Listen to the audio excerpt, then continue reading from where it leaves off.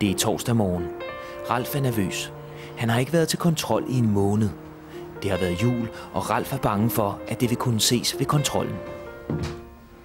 Hej Ralf. Hej. Nå, skal vi til det? Ja. Ja, så kom lige op.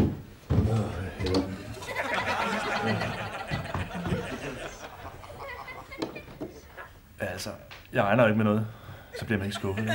Men altså, det skulle ikke undre mig, at det er bare det samme. Det... Ja, sådan. Ralf, sidste gang vi målte dig, der var du 2,2 meter. I dag er du 2,2 meter, så du er altså ikke blevet lavere. Okay. Men jeg er heller ikke blevet længere, så. Nej, det er du ikke. Altså, jeg vil jo gerne smide en 10-20 centimeter, ikke? Men det er meget svært. Det er det altså. Ralf har været på højskole for at blive kortere, men det gik ikke.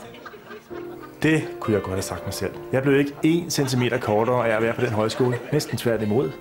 Men altså, så mødte jeg nogle mennesker, der har det ligesom mig, ikke? Og det er også vigtigt. I dag går Ralf og vennen Jan i stedet på lille skole, og det har hjulpet. Er der nogen, der kan svare mig på det? Ja, Ralf? Storebælt. Nej, det er ikke rigtigt. Hvad siger du, Niller? Lillebælt? Ja, det er rigtigt. Ja, og vi hopper så. Værsgo, hop. En af øvelserne på lilleskolen er at hoppe på stedet en time. Tung ned på hælen, ja, tung ned på hælen, det er godt. Ja, altså, de siger, at det skulle presse rygsøjlen lidt sammen, ikke? Jeg ved ikke, om det virker for mig, men altså... Niller, han var 2,20 meter, da de startede, siger de. Det kan jo være. Til start. Se nu. Godt, det er godt, ja. Flot, Niller. Ja, det er svært, det forstår jeg godt, ja. Prøv at se, ja. Sådan der, det er godt. Det er godt, Ralf. Godt. Lige lidt mere. 10 mere. 1, 2, 3. Lilleskolen arrangerer ture ud i den virkelige verden, hvor eleverne langsomt vender sig til et liv med normal højde. Altså, jeg håber sgu, det lykkes den her gang. Altså, mit første mål, det er at smide 10 cm bare.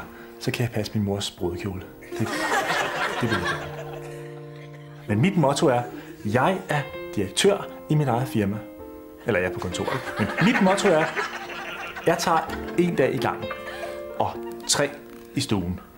Se med i næste uge i Livet er højt, hvor Ralf falder i og kommer til at købe nogle sko, der er lidt for høje.